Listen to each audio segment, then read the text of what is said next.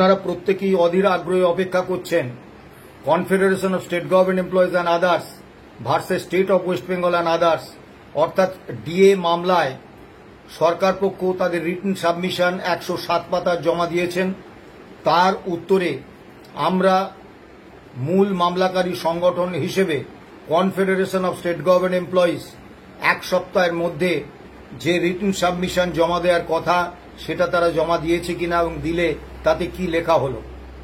হ্যাঁ বন্ধু, আজকে আমাদের সুপ্রিম কোর্টের সিনিয়র অ্যাডভোকেট রহিফ রহুম এবং কলকাতা হাইকোর্টের সিনিয়র অ্যাডভোকেট বিকাশ রঞ্জন ভট্টাচার্য 11 পাতার আমাদের রিটেন সাবমিশন মহামান্য সুপ্রিম কোর্টে জমা করেছেন। তার উল্লেখযোগ্য বিষয়গুলো আমি আপনাদের সুবিধার জন্য একটু উল্লেখ করব। That this order of the learned tribunal was challenged by the way of a writ petition WPST number 45 of 2017 অর্থাৎ প্রথমে আমরা স্যাটে হেরে গিয়েছিলাম। স্যাট নির্দেশ দিয়েছিলেন ডিএ রাজ্য সরকারের ডিসক্রিশন, কর্মচারীদের কোনো অধিকার নয়। সেই রায়ের বিরুদ্ধে আমরা যে কলকাতা হাইকোর্টে মামলা করেছিলাম সেই মামলার কথা বলা হয়েছে।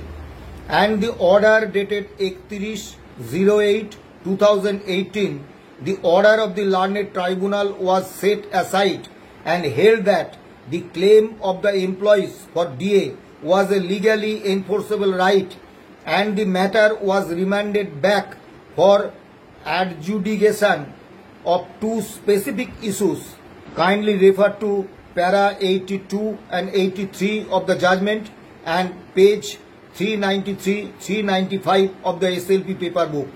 সবথেকে গুরুত্বপূর্ণ বিষয় হচ্ছে পরের লাইনটা, নো এসএলপি ওয়াজ প্রেফার্ড। অর্থাৎ এই 31/8/2018 যে রায়টা মহামান্য কলকাতা হাইকোর্ট দিয়েছিলেন যে DA is a legally enforceable right of the employees, এই রায়ের বিরুদ্ধে কোনো এসএলপি রাজ্য সরকার করেননি। 6 নম্বর প্যারাগ্রাফে আসুন। The calculation of DA per Rule 3C3 of ROPA 2009 is as follows. DA percentage of DA All India Consumer Price 536 divided by 536 into 100%. 7 number, that no SLP was preferred by the state and the findings of the judgments dated 31/3/2000, 31/08, 31/08/2018 and 07/03/2019 became final and binding on the aforesaid issue. অর্থাৎ আমরা যে কথাটা বারবার বলে এসেছি যে গত 31 August 2018 মহামান্য কলকাতা হাইকোর্ট যে রায় দিয়েছিলেন DA is a legally enforceable right of the employees, এবং তারপরে ওই রিভিউ পিটিশনের পরে 7ই মার্চ 2019 যে রায় হয়েছিল, এই দুটি রায়ের বিরুদ্ধে রাজ্য সরকার কোনো এসএলপি মহামান্য সুপ্রিম কোর্টে দাখিল করেননি। অর্থাৎ এই রায় দুটো বিকেম ফাইনাল, এটা একেবারে ফাইনাল বা সর্বশেষ রায় হয়ে গেছে, and binding on the aforesaid issue, এবং এই যে অর্ডার মহামান্য কলকাতা হাইকোর্ট দিয়েছেন সেটা আইনগতভাবে বাইন্ডিং হয়ে গেছে। এবারে আসুন 9 নম্বর অনুচ্ছেদ।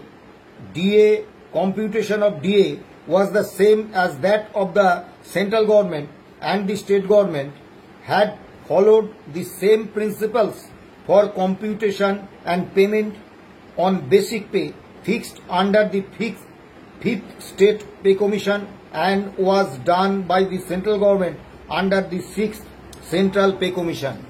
অর্থাৎ রাজ্যের 5ম রাজ্য বেতন কমিশন এবং কেন্দ্রের 6ষ্ঠ কেন্দ্রীয় বেতন কমিশন এরা একই প্রিন্সিপাল, একই পদ্ধতি, একই বেসিক পয়েন্ট ফলো করে ডিএ এবং বেসিকের ক্যালকুলেশন করেছে। The central government Central Civil Services Revised Pay Rules 2008 and Government of West Bengal ROPA Rules 2009 define DA in the same language there is no difference in letter মানে কোনো শব্দে পার্থক্য নেই and spirit, and both government follow the same index, that is All India Consumer Price Index, and the definition is as also the same. অর্থাৎ কেন্দ্রের রোপা 2008 ষষ্ঠ বেতন কমিশনের সুপারিশ অনুসারে এবং পশ্চিমবাংলার রোপা 2009 পঞ্চম রাজ্য বেতন কমিশনের সুপারিশ অনুসারে সেখানে ক্যালকুলেশন অফ ডিএ এবং কোন সূচকের উপর ডিএর ক্যালকুলেশন হচ্ছে এতে কোনো পার্থক্য নেই, এমনকি শব্দ, বর্ণ এবং স্পিরিটে কোনো পার্থক্য নেই। অ্যান্ড বোথ গভর্নমেন্ট অর্থাৎ সেন্ট্রাল এবং state government follow the same index, that is all India consumer price index, and the definition is also the same, অর্থাৎ সংজ্ঞাও একই। 10 নম্বরে চলে আসুন। 10 নম্বর অনুচ্ছেদ, there was no material produced to establish any alternative mode of calculation of release of DA, অর্থাৎ রাজ্য সরকার alternative কোন mode of calculation of DA, release of DA এটা দিতে পারেনি আজ পর্যন্ত। এবারে আসুন 11 নম্বর অনুচ্ছেদে, the issues relating to discrimination of state government employees working at New Delhi and Chennai was found to be violative of Article 14 of the Constitution of India. 11 পাতার এই সাবমিশনে আমাদের মাননীয় দুই সিনিয়র অ্যাডভোকেট মহামান্য সুপ্রিম কোর্টের অতীত কতগুলো রায় উল্লেখ করেছেন। আমি সেসব বিস্তারিত বর্ণনায় যাচ্ছি না। আমাদের এই 11 পাতার সাবমিশনে মূল যে বক্তব্য তুলে ধরা হয়েছে, 1 নম্বর বক্তব্য যে 31/8/2018 এবং 7/3/2019 যে রায় দুটি হয়েছে সেই রায়ের বিরুদ্ধে সরকার কোনো এসএলপি আজ পর্যন্ত সুপ্রিম কোর্টে দাখিল করেননি। অতএব DA is a legally enforceable right of the employees, এটা became final and binding on the aforesaid issue, অর্থাৎ এটা বাইন্ডিং হয়ে গেছে এবং এটা ফাইনাল। এটা নিয়ে কোনো পরিবর্ধন, সংযোজন, বর্জন কিচ্ছু করা যাবে না। অর্থাৎ DA is a legally enforceable right of the employees, এটা বর্তমানে আইন সিদ্ধ এবং সুপ্রিম মান্যতাও পেয়ে গেছে। আর আমরা যে বিষয়টা বলেছি যে ডিএ ক্যালকুলেশনের ক্ষেত্রে all India consumer price index 536 point ধরে রাজ্য সরকার অর্থাৎ পশ্চিমবঙ্গ সরকার ডিএ ক্যালকুলেশন করেছেন এবং সেই অনুসারে দিয়েছেন, কিন্তু 2010 সালের পর থেকে এই দেয়াটা বন্ধ করে দিয়েছেন।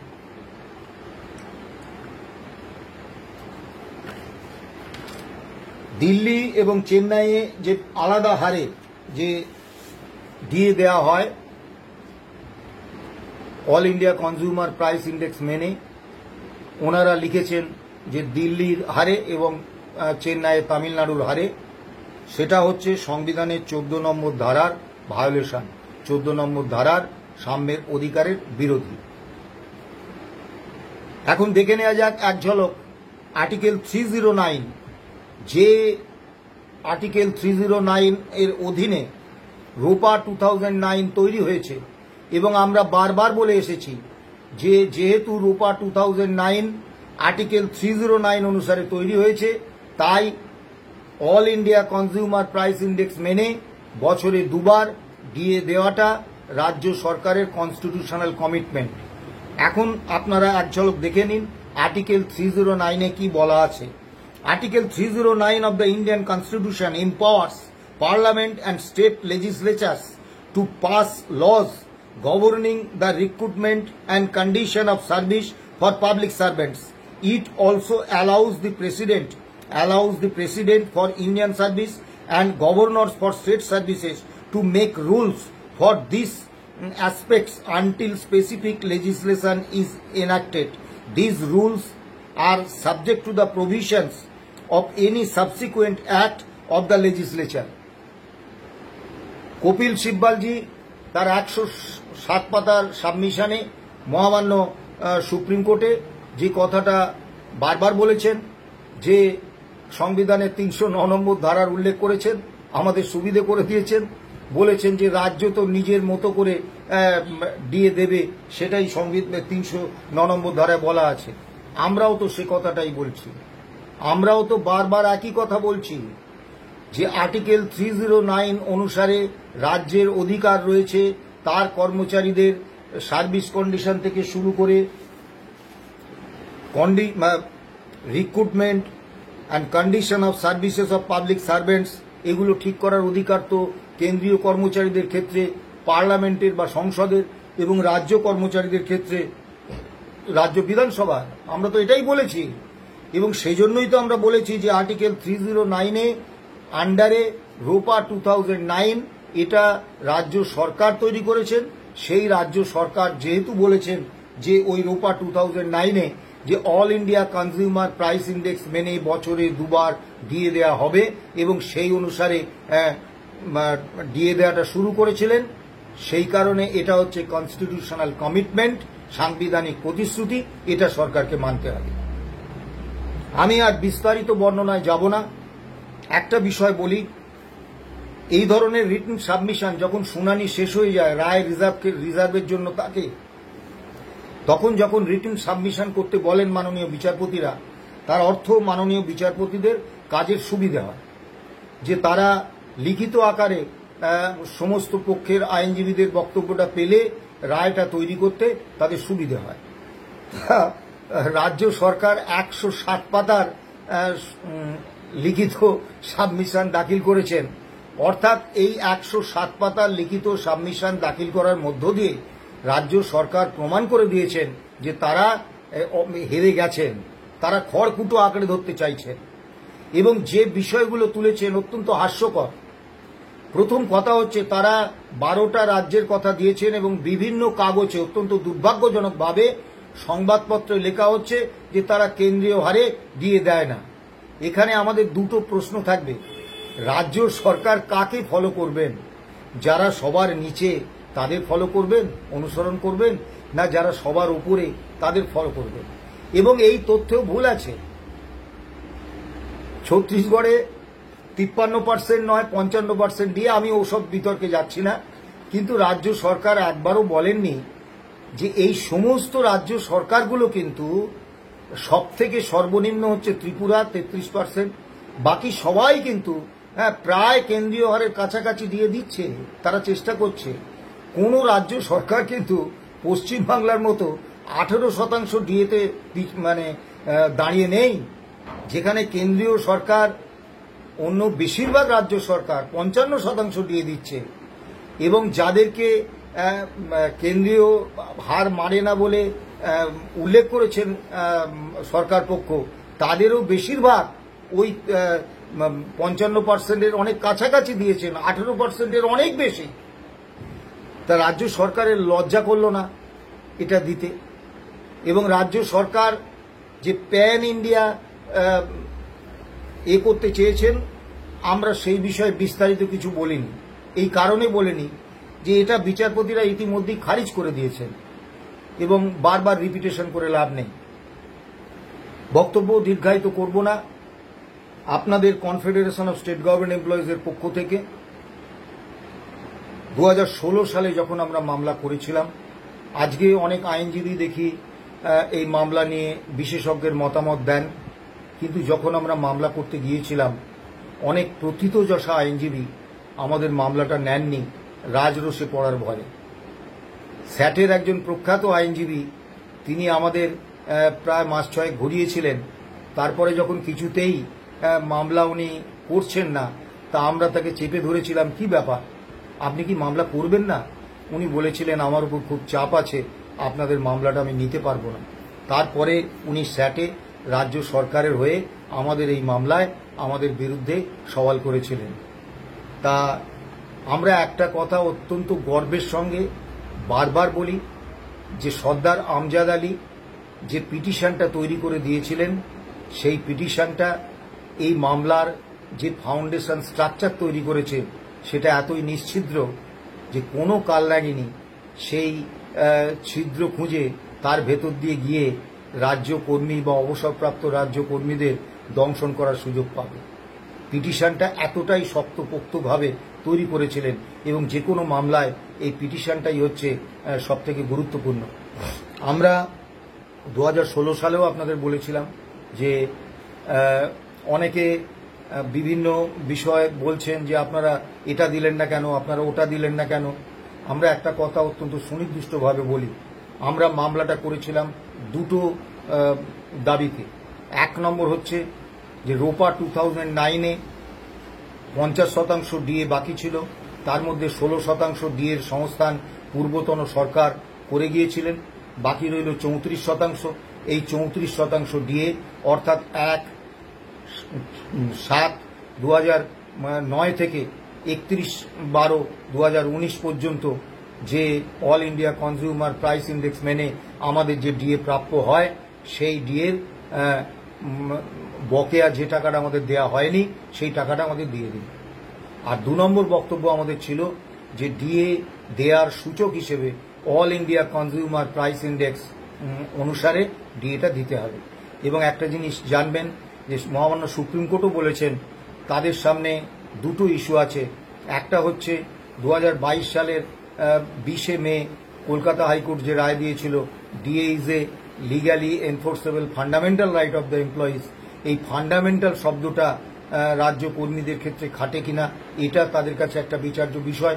2 নম্বর বিচার্য বিষয় all India consumer price index রাজ্য কর্মীদের ক্ষেত্রে খাটে কিনা। যেহেতু রাজ্য সরকারের অল্টারনেটিভ কোনো দেয়ার ডিএ ক্যালকুলেশন বা দেয়ার কোনো অল্টারনেটিভ সিস্টেম নেই, অল্টারনেটিভ কোনো সূচক নেই, কাজেই all India consumer price index মেনে নেওয়া ছাড়া তাদের সামনে দ্বিতীয় কোনো রাস্তা নেই।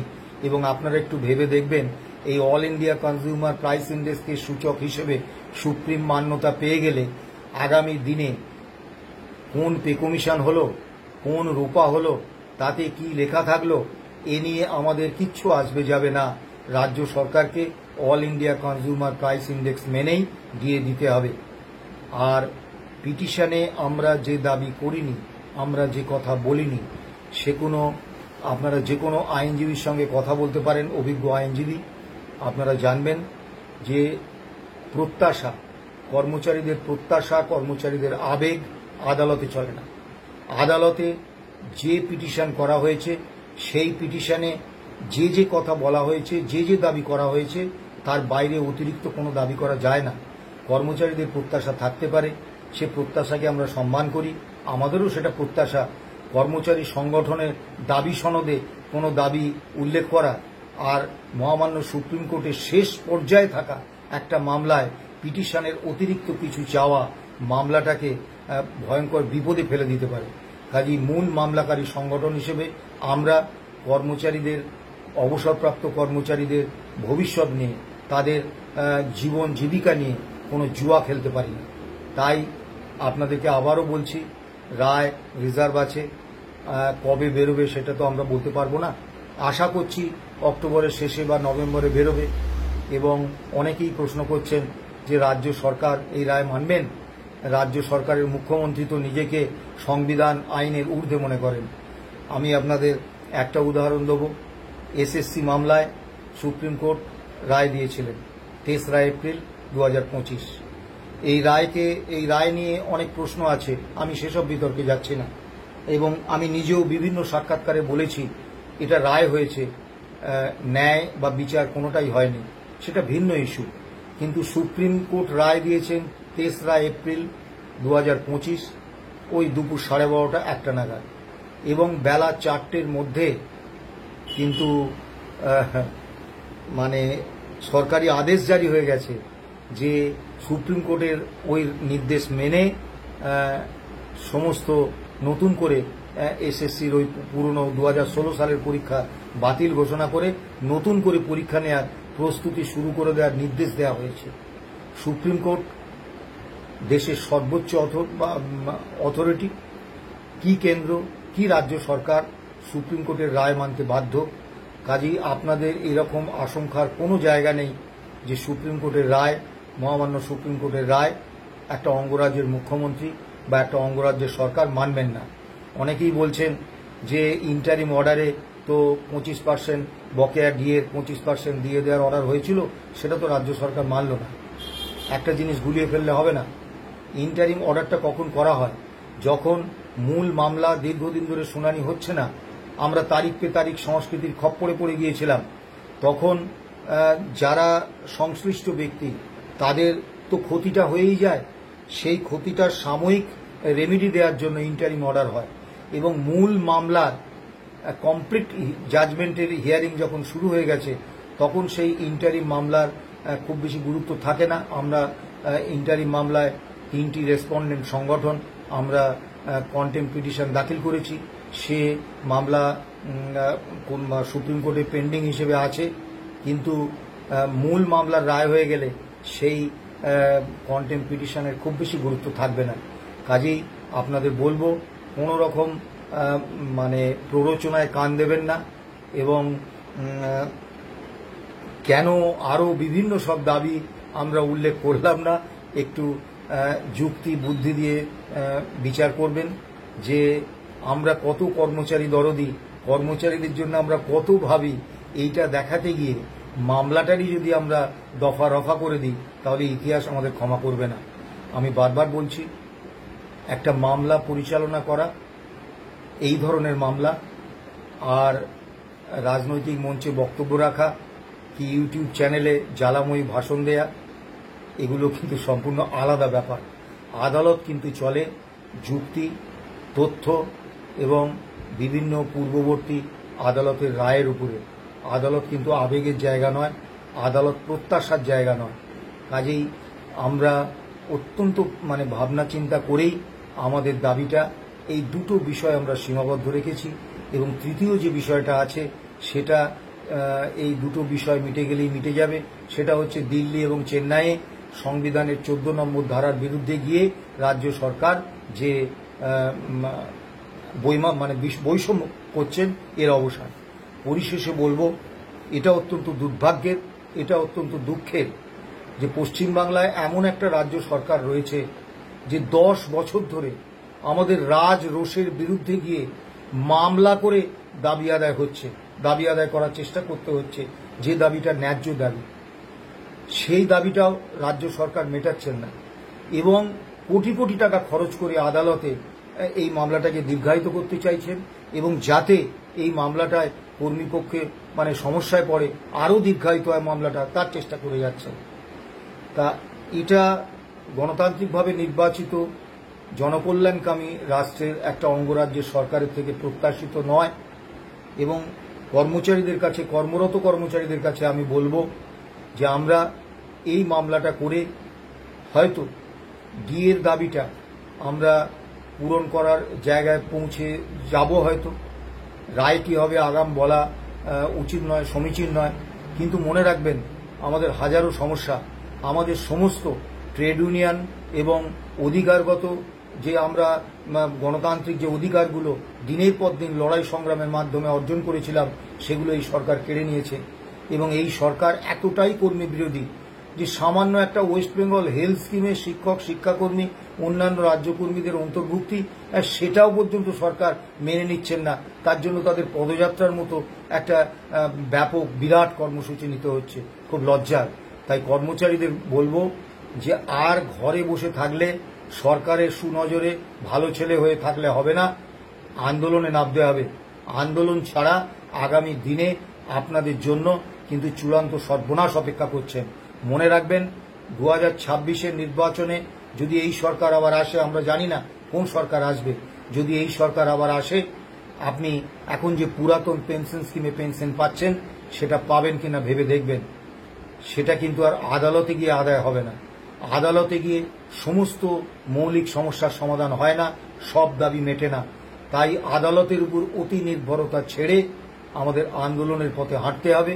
এবং কর্মরত কর্মচারীদের বলবো, অনেক হলো, আর ফেসবুকে বিপ্লব না করে, আর ওই শাসক দলের গণসংগঠন, কর্মী সংগঠনের ছদ্মবেশে তাদের ছত্রছায়ায় গুডি বয় হিসেবে না থেকে আপনাদের আন্দোলনের রাস্তা কিন্তু নিতে হবে, আন্দোলনে নামতে হবে।